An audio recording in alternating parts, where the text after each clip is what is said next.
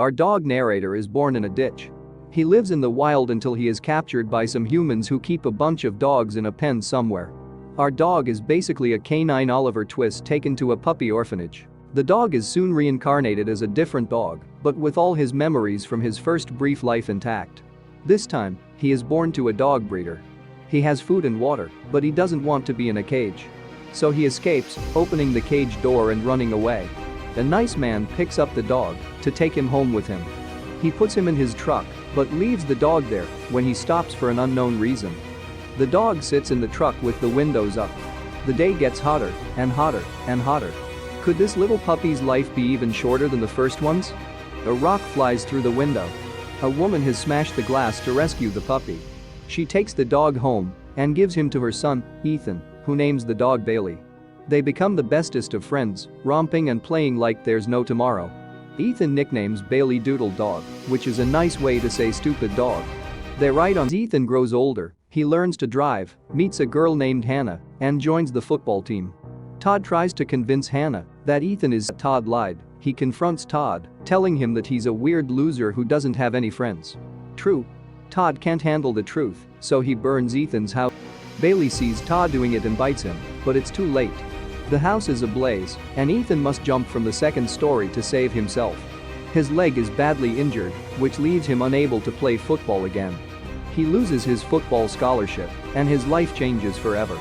Bitter and depressed, he pushes Hannah away by being jealous of every able-bodied guy she happens to be within a 2-mile radius of. Soon Ethan goes off to college, leaving his beloved dog behind. Bailey is confused and lonely without his boy. Ethan's grandparents are nice and caring, but it just isn't the same. Within a year or two, Bailey is old and sick. The family decides to have him put down, and Ethan shows up just in time to say goodbye to his doodle dog.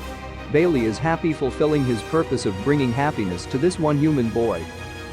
She is confused, and not just at the change in sex. She thought she had fulfilled her purpose. Why has she been reborn? She is soon adopted by Jacob, a cop, who names her Ellie and trains her to be a canine cop. Call her Rin Tin Tina. Ellie is given a smell of a girl who was kidnapped by her mom's ex-boyfriend. Driving around the city, Ellie catches a whiff of the girl's smell, and Carlos, using her barks, traces it to a small dam. They corner the man who is holding a gun to the girl. She kicks the man and falls into the dam. Ellie jumps after her to pull her to safety, and Carlos chases after the man. Carlos is knocked down by the man and almost shot when Ellie jumps in and takes the bullet. The man is arrested, and we see Carlos crying on Ellie's body. He awakens again as a male corgi who was just adopted by a female college student, Maya. He's amazed that he is so short now, as well as not having a tail. He tries to do the standard dog chasing his tail and fails. Maya takes him around school and even brushes off a fellow student, Al, because she has to take care of Toby.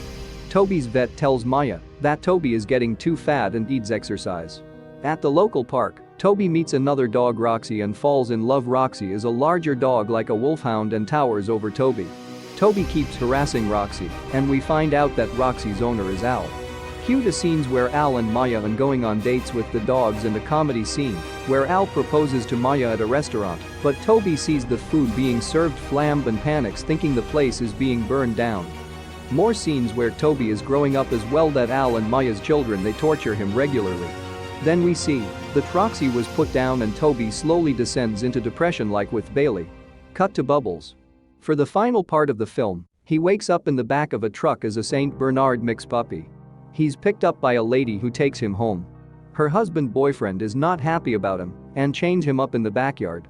Cue to some montages showing him living in the backyard during all kinds of weather, including snow and rain, and events like when the police came over. Finally, the man puts him in the back of the truck while the girl says, "You are taking him to a good place, right?" He grunts. Scenes of the truck driving around flash by.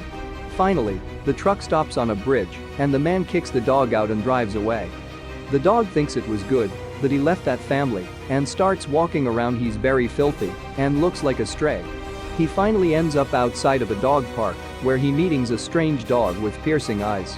He thinks that he knows the smell on that dog, but the dog is led away by a little girl and her mom. As he wanders, he realizes that his nose knows this place. It's Ethan's farm. He greets Horse Dog and barks at Ethan's door until an older Ethan shows up and feeds him. Ethan doesn't want a dog and takes him to the pound. After one night, Ethan realizes that he does miss having a dog around and goes back and adopts the dog. Cut to a scene where Ethan is at the same engraver having the tag Buddy Ethan Montgomery made up. Buddy realizes that Ethan is a lonely old man and decides to do something about it. He goes back to the dog park, this time as a clean dog with a tag, and meets up with the same dog again.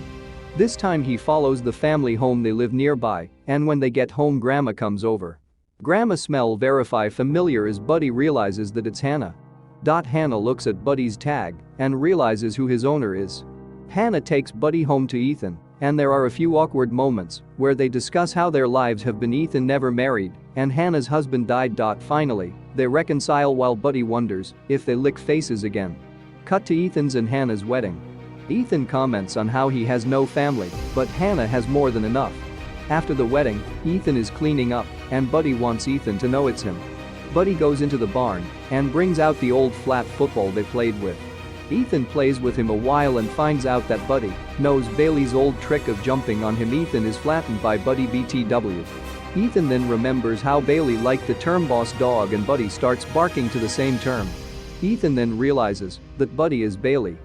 The last scene of the movie shows Ethan making a new tag for Bailey.